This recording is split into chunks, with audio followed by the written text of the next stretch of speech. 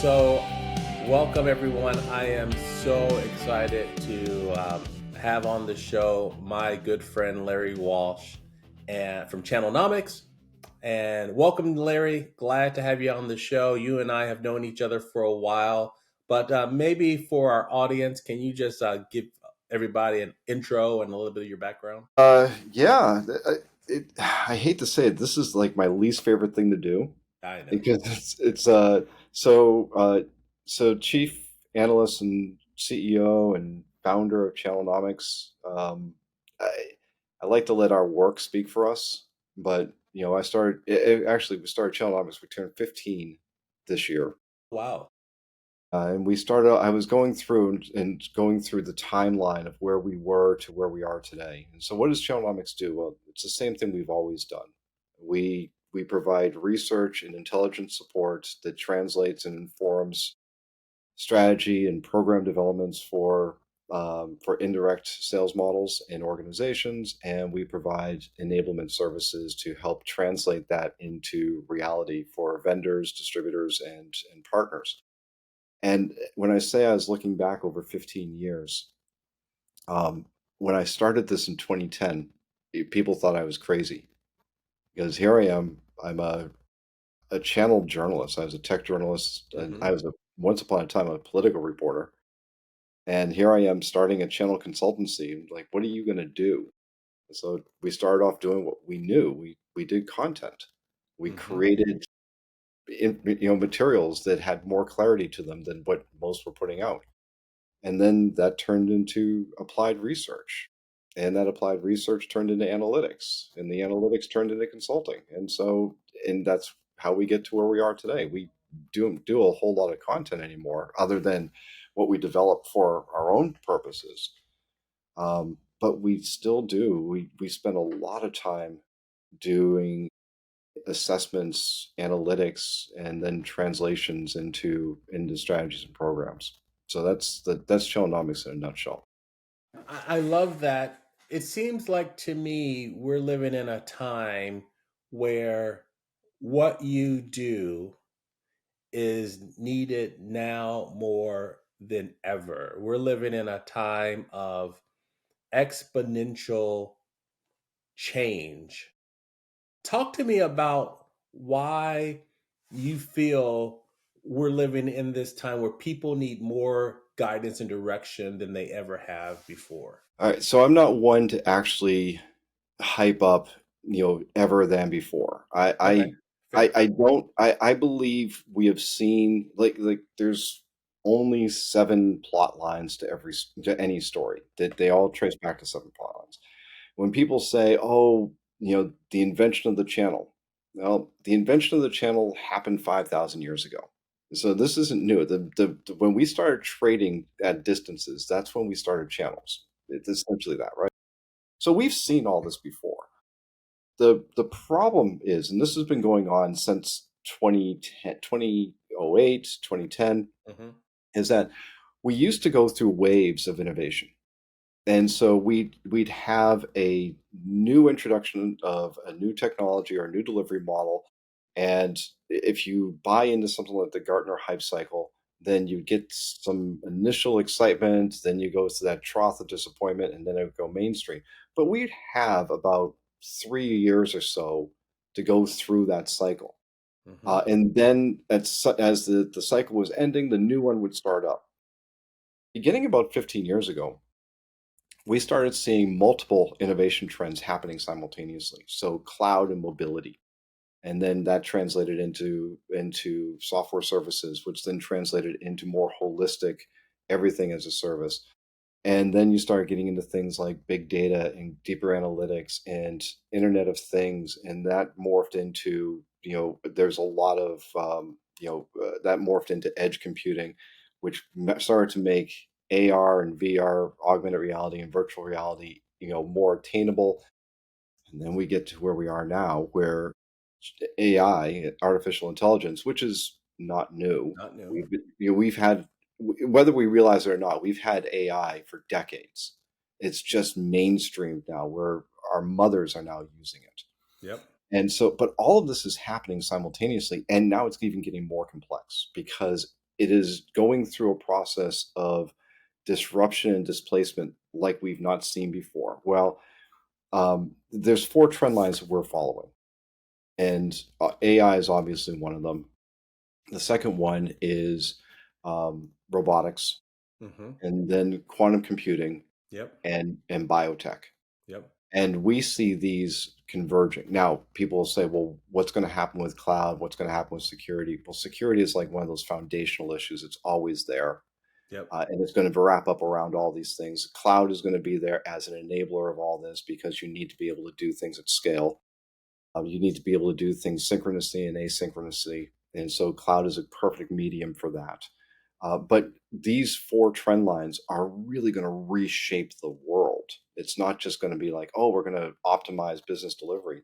No, we're when you start thinking about infusing robotics with artificial intelligence and real quantum computing, it changes everything. I remember as a kid, and now I'm really going to date myself. 1977. I'm what 8 years old, 9 years old, and Star Wars comes out. Okay. All right. Yeah. And one of the things, I mean, it was a visual marvel. I Yeah. mean, if for anyone who wasn't alive at the time and didn't experience it then, there was nothing like it before. And so there was this, you went in there like in this sensory overload of all these high tech visuals, as well as this really base and silly story. I mean, it's a fairy tale story, Right.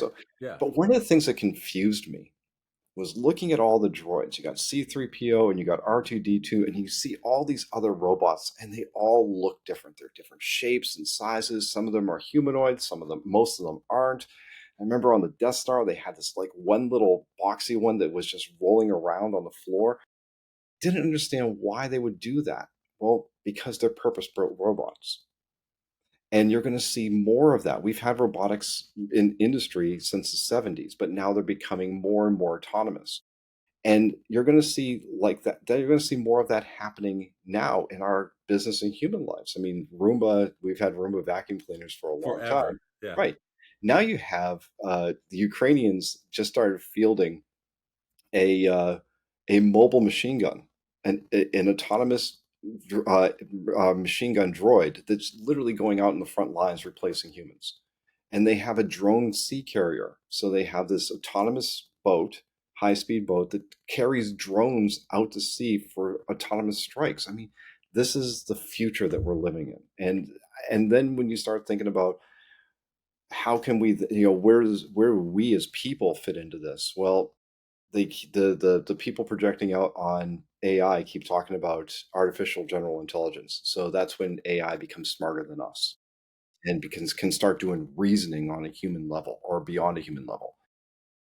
The next phase after that is AHI, which is artificial human intelligence, where they actually use biotechnology to replace pieces of us, like artificial synapses and nodes in our brains to make us smarter. So the day is going to come within our lifetime to where we can be like Neo in the Matrix and push a button and go, I know Kung Fu. That's what's exciting about the future, but it's also hugely scary.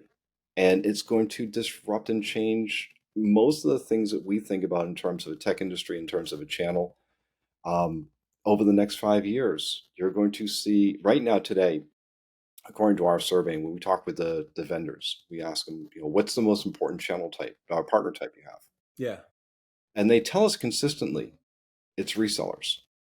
Now, why Interesting. resellers? Right. Now, why resellers? Because yes, they like managed services, they like managed service providers, they like recurring revenue, but they want to control most of it. The service delivery, the income, the bulk of the benefits. So reselling those services rather than having them delivered as a service is more preferable. Over the next 5 years, the customers are shifting more of their spend, more of their acquisition through marketplaces. They don't want, millennials and Gen Zs, they don't want to talk with people. They don't trust salespeople. And Yep. it's going to change the whole dynamic. So the channel is going to shift in all of this to be more of experienced deliverers. They're going to be there as safety nets. They're going to be there as guides. but maybe not necessarily as the source of product. And so that's also within our side of the industry. That's also the disruption that we're looking at and trying to figure out, well, what's that mean in terms of programs, go-to-market strategies, and operations? That's a lot. That's a Yeah. lot to really consume in one bite. How has all of this disruption impacted the decisions that business people are making right now today? Oh, um, we get this question a lot. We Every quarter we conduct our partner confidence index survey. So we survey partners in North America and Europe, and we ask them how they feel. And we have a methodology for capturing things about what their plans are and how does that translate into their general. And so far this year, think about this: it's 6 months, or 6 months or so, a little more than 6 months into the year. We have seen more change in this last 6 months than we have in the last 4 years. Wow. And let's call it what it is, not to get political, but Trump has implemented policies and programs that have really turned over the entire world. Hmm. Strangely enough, though, the partner community remains rather optimistic. The vendors, when we survey them and we talk with them about it, they also tell us they remain optimistic. They're looking at double-digit growth this year. However, nobody is telling us anecdotally when we're having these conversations out there, nobody is seeing that. They're seeing a lot of the trends or the things that we're hearing from particularly the vendor community is deals are getting harder to come by. There's more demand for proof of concepts, demonstrations, and exhibition of value ahead of purchase.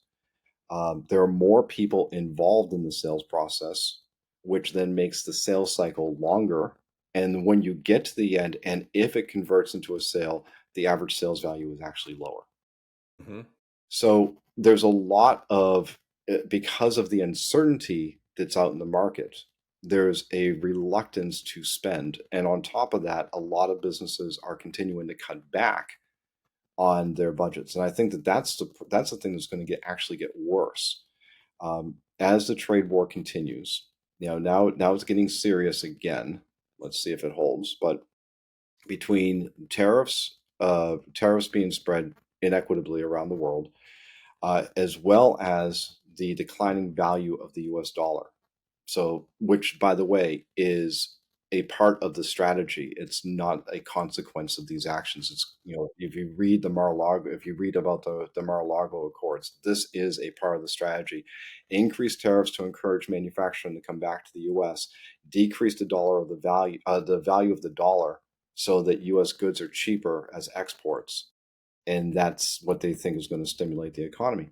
There's a lot of risk and peril involved in that. And so what you're seeing is a lot of vendors, and particularly wholesale suppliers, they're absorbing costs today because they don't want to lose business, but they're not going to be able to do that forever. And so you're going to see more pressure on operational budgets to make up for the shortfall in margin and profitability.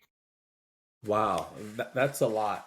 So when I think about the AI hype cycle, and I tie that to the decision making involved in making any purchase.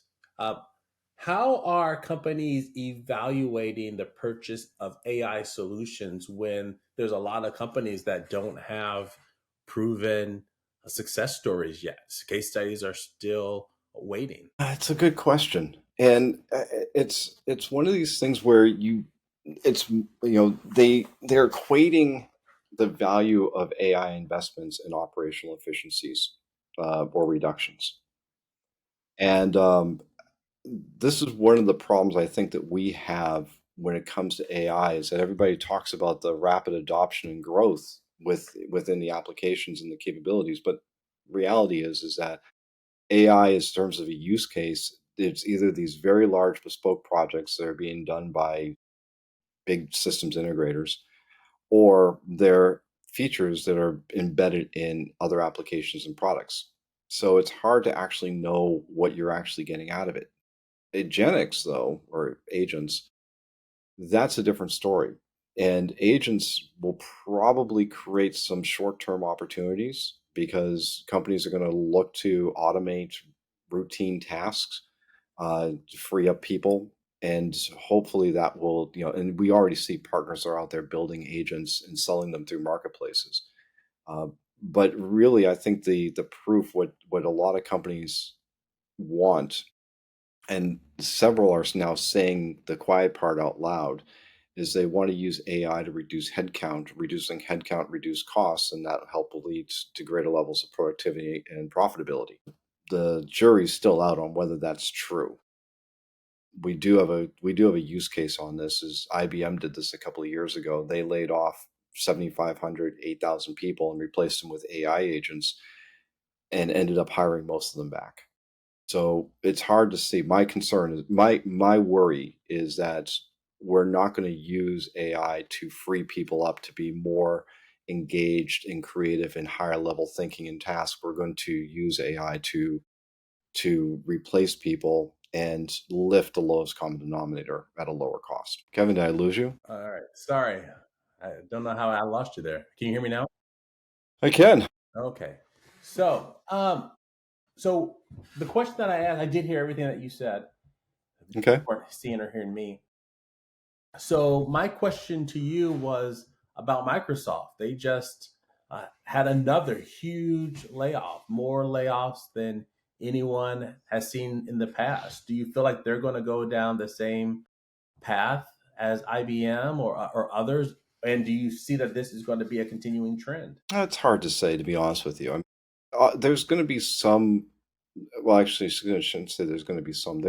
There will be job displacement and disruptions caused by AI, particularly within the tech industry. But I also believe that there's been, that most of the industry during the pandemic played the hot hand fallacy. So if anybody's ever gambled or played cards or been to Vegas, you've seen this happen. Somebody goes on a streak and then they start losing and then they just keep playing thinking they're going to win it back. Well, that's what happened with us in the pandemic. Is that there was a surge in IT spending because everybody needed to re-equip to work from home, and everybody thought that the good times are just going to keep on rolling. The thing that everybody does is they project their next year's goals based on what they did in the previous year. Well, if you have a spike, that means you're starting from an artificial high. And so a lot of companies went through this over the past couple of years, is that they hired and hired and hired and they increased their teams. Now you're seeing some companies that are going through the process of merging. So you see HPE and Juniper merging to create a more viable competitor to Cisco. Well, guess what? There's going to be jobs lost in that because part of a merger strategy is reducing the redundancy. So is Microsoft emblematic of that? Look, like I said, the jury's out on this, but more likely than not, and I can't speak for Microsoft, but I will say that that a lot of companies are going to look at capturing the efficiencies first, make mistakes, and then go through correction. Yeah, that's great. Now, I know that you focus a lot on the channel. That's where you spend your time and you see what's happening on the tech side. But what are your thoughts about how other industries outside of tech are looking at what's happening in the tech industry? Are they learning good lessons or are they still up in the air as to what they should be thinking about or doing as it relates to AI? Oh, um, I think. I don't know. I shouldn't say I think. I know. And this is where I will concede that I don't think I was wrong, but I think that I may have overstated in that whenever anyone said that every company is now a tech company, it's Mm, kind of like saying like in the early days of the internet, every company now became a publisher because content was king on the internet. right. Um, I think this is now true, that it's not that every company is a technology company, but every company now is dependent upon technology. At least the technology, what we call technology, meaning silicon and software. If you look at companies like John Deere, they are now creating more autonomous farming equipment. Um, Drone makers are creating products out of, for use cases in agriculture, in civil engineering, in construction. So you can see how they're using, the same materials as we use to create better products. Um, it's looking at Tesla. I think Tesla was the prototype for the future. Now, are we going to really get autonomous vehicles anytime soon? We'll see. But what Tesla showed, and what the rest of the car industry is catching up to, is that they no longer make vehicles; they make information systems, Hmm. and those information systems are far more valuable than what we see in terms of just getting from point A to point B. So yeah, I think that it's the wave of everything from artificial intelligence to the rapid low code, no code application development, uh, to designer silicon. I mean, now we're at a point of where it used to be you had Intel and AMD making chips. Now everyone can design and make chips. Right? So it really has transformed the way we think about what is a product. I was joking yesterday. I'm here at my office, and my office is about 15 minutes away from my house. My wife is texting me. She's at the dentist, and she's complaining because our housekeeper's there cleaning and making all kinds of noise. So she was happy she had to leave. Well, all of a sudden, I get an alert telling me my refrigerator door is open. Hmm. Right? And I said that to one of my coworkers, and they're like, "Oh, wait, you get an alert on your refrigerator?" I go, "I get an alert on everything." Like, it's this. The world is now wired. I leave my car unlocked, I get a notice. Within 10 minutes, I'm like, your car's unlocked." Oh, great. Pull up my phone and lock my car. You know, I was listening to a comedian talk about this. He goes, about smartphones. A smartphone is a device with an app called phone that we don't use. But that's how the world's structured now, and uh, it's happened so fast and so gradually at the same time. We both haven't noticed it and we take it for granted. That is powerful, right? And that's a great way of thinking about it. Like fast and gradual at the same time, right? That is such good wisdom there, and it's so true.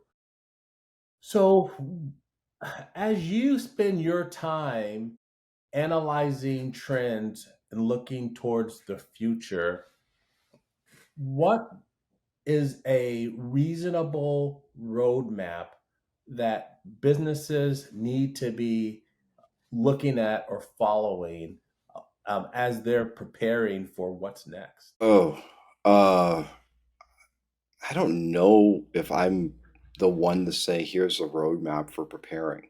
Okay. Um, and I say that because it's not that I can't look. Channelnomics. This is one of the things we do. We help businesses chart, their courses forward. Yeah. So here's how you get to market. But it's so contextual to each business, Yeah. right? And I think that that's the thing, is that I would hate to try to prescribe something as simplistic as 7-minute apps. In fact, it's one of my pet peeves when I look around the industry and I see people saying, "Well, here's 5 steps to successful partnerships, and if you just do these 10 things, you're going to find success." No, it never works out that way. So true. Absolutely never works out that way. I think the thing that businesses need to, it's not so much of a roadmap as it is a North Star, Mm, which is understand, which has always been true. The entire "what got you here won't get you there," kind of thing, is that you have to be open to change and not waiting for the change to come to you. There's a If you look at the way a lot of businesses are operating today, we get this from the vendors, is that they say that the partners aren't acting fast enough. They're not adopting the new technologies and the new services. They're not investing in the future. Well, we went back and looked and we said, so what's the problem here? And the problem is that the partner community, resellers, integrators, service providers, they did do what the vendors asked them to do 3 and 5 years ago. And they're still capitalizing on those investments. And they haven't hit that inflection point yet to where they see the need or the opportunity to make changes in what their businesses are.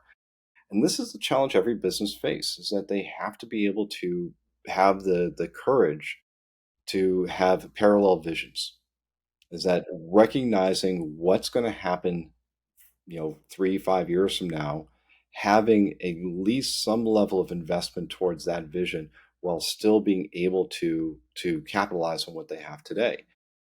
The mistake that they all make, we call this the X chasm.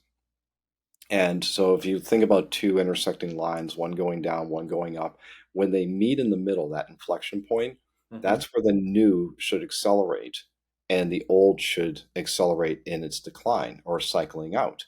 And the problem many businesses have is that they want the new to accelerate, but they don't want to see any loss in the old. Mm. you know, um, Newton's third law of thermodynamics applies. You have to give something up, and you have to leave something behind if you want to go forward. And it's the same thing. Is the same thing in terms of the evolution of business. I was talking with a friend of mine who was the CEO of a software company, and we were just talking about they just acquired an AI company, and he's telling me he's like he's having a hard time getting his people to understand services, understand cloud subscriptions, understand the dynamics of AI. He goes, so what should I do?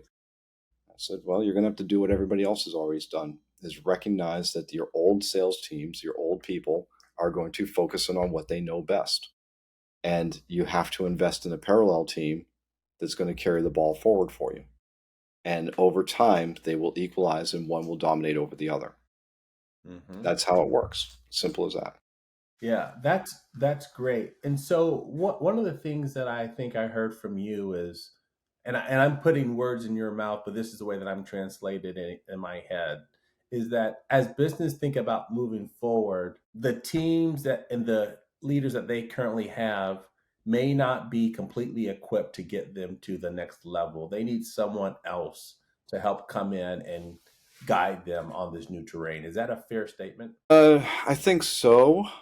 Um, but I'm sorry, Kevin. Repeat what you said to me because I lost my train of thought. Yeah, no problem. So, I'm thinking about how our businesses today, are their existing leaders able to move them forward in the direction that they need to go in, or do they need someone else sitting down at the table with them, helping them get to where they need to be? I hope so. That's my business model. But besides that, I think there needs to be a recognition um, of the root cause of why many organizations, many businesses can't move forward. And what I've said this for years, the original sin in business is compensation plans. Oh, interesting. All right, so people will only react to how they're being compensated or how they're being incented. It's like if I'm being paid on base plus comp or base plus commission or some other incentive based model, then I'm going to drive towards the thing that's going to get me to my number, my maximum compensation best. I'm not going to take many risks. I'm going to focus in on the things that are going to get me paid. And whether you're talking about a sales leader or a salesperson, a sales manager, a division leader, they're all getting paid relatively the same way. So if you want them to change, you have to change the way that they're being compensated. You have to reward them for taking risk, and you have to diminish the rewards for being safe. And that's the trap that a lot of companies find themselves in, is that they complain that they have too many farmers, not enough hunters. Well, how did they get there? Their compensation plans created it. And that's what they need to change. Man, I think that that is a powerful lesson, right? Looking at comp plans, that's going to drive, the direction that people head in. So this has been so great, Larry. Um, can you share with me? You throwing out a lot of myth busting facts in this conversation. What's the number one myth that you'd like to bust for our listening audience today? Just one? You know, I think there's a few things that drive me crazy. And by crazy, I just, I'm thinking more around annoyances. Yeah. One of them being the persistent quest for silver bullets. If things were simple, then you would do them already. The cliches like Rome wasn't built in a day. Well, it's the truth. I was just talking with a company, and they're like going, "Yeah, we want to reform our channel this quarter." I was like, "Great. No, we can build your plan in a quarter. We can change management in the next quarter, and we're going to need 2 to 3 more quarters for you to actually see a return." It doesn't happen overnight. Yeah. The other thing is bullshit data. Yeah. We are inundated with companies and people publishing data points and slides and diagrams and like, look at how interesting this is. And I actually did this recently. I was talking with somebody who's like, oh yeah, I saw this thing and it was so interesting and so cool. I was like, yeah, interesting. What was interesting about it? What was so cool about it? What was the practical application for you in your world? Crickets. And that's the thing we have to avoid is we have to actually apply real meaning and focus in on the things that matter. John Doerr wrote a book called Measure What Matters, and it's absolutely true, is that you have to focus in on the things that are going to make a difference, not the things that are just feel what we at Channelnomics call feel facts. And I think the last myth out there is that AI is going to solve all of our problems. Hmm. AI is going to create more problems for us that we just haven't even anticipated. Now, it's not to say that there isn't going to be benefits, but one of the biggest problems that we have in in the tech industry and in the channel is that nobody has data.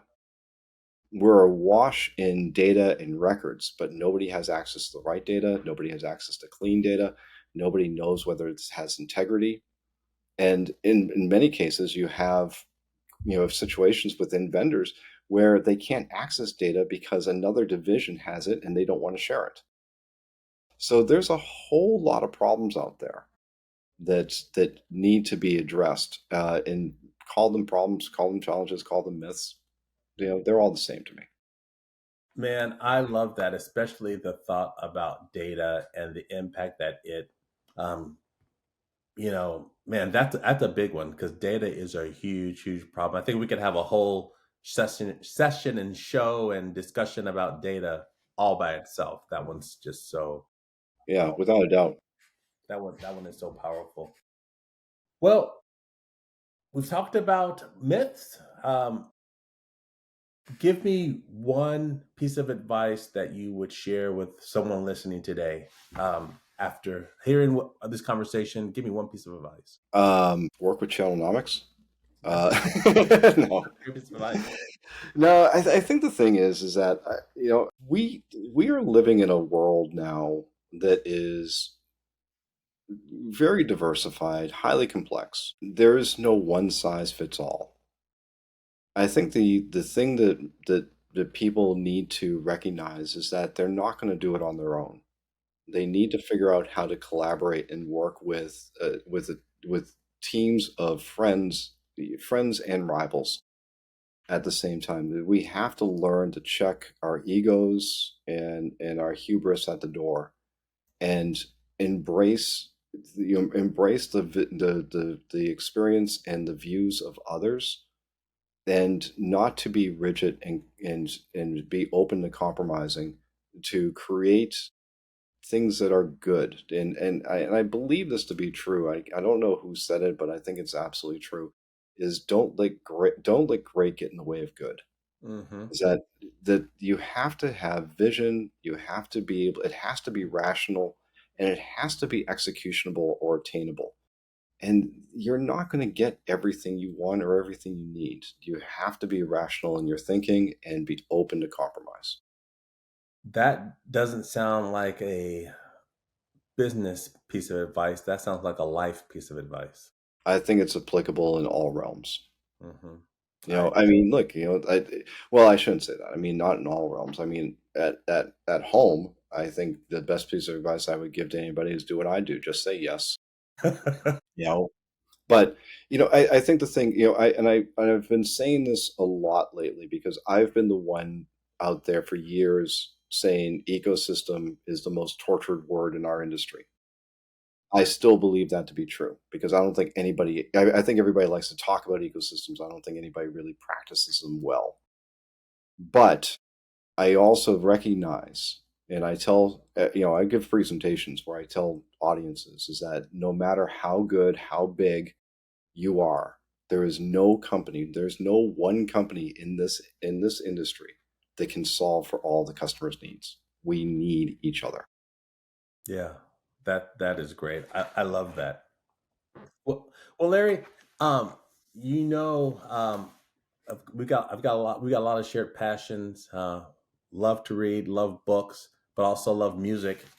So I ask every guest on the show, give me a song that I should go and listen to after this show is over. Give me a song that I should go and listen to. Oh, all right. So, um, I will say that this is the origin story of Channelnomics. Okay, I like that. So, Channelnomics was originally called 2112 Group. We Channelnomics was our blog, and we adopted the Channelnomics brand a few years ago. But 2112 is an homage to my inspiration sources, Ayn Rand and Rush.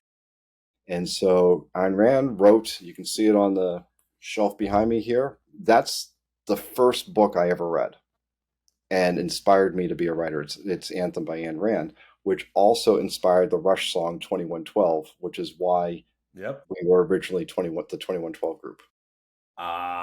So Rush, they are just incredible, incredible, and it makes sense that you're a Rush fan. I mean, they've got so much skill, but also the depth of their thinking and their lyrics and their thoughts are just unparalleled, right? So some of their songs are just deep, man. Yeah, yeah, no, it's literally was 14 years old. Really didn't know where the hell I was going in my life, and I get turned on to Rush and this book, and the rest is history. Oh, love that. Absolutely love that. So, Now, but Kevin, I will say this though, for people who are listening and going, "Oh, great," this Ayn Rand, completely introspective individualist that breeds on being selfish. That's not my philosophy. no, yeah, But the story of this book is about an individual breaking with the conventional norms of a repressive society. That's the thing we all need to strive for. Is we all need to be looking for the sources of innovation. that That's the message I carry forward from those two stories. and I know that to be a fact, knowing you as a human for a long time. So this is I pre- I appreciate you calling me a human. There are many people who wouldn't. So oh man, and that's what makes us human. yeah, yeah. And that's what makes us human. Oh man, I have enjoyed this. You and I are going to have lots of conversations off camera, off audio, but this has been one that I've truly enjoyed. Thanks for coming on to the show, and we'll talk to you again soon. Thanks, Kevin. Great being here.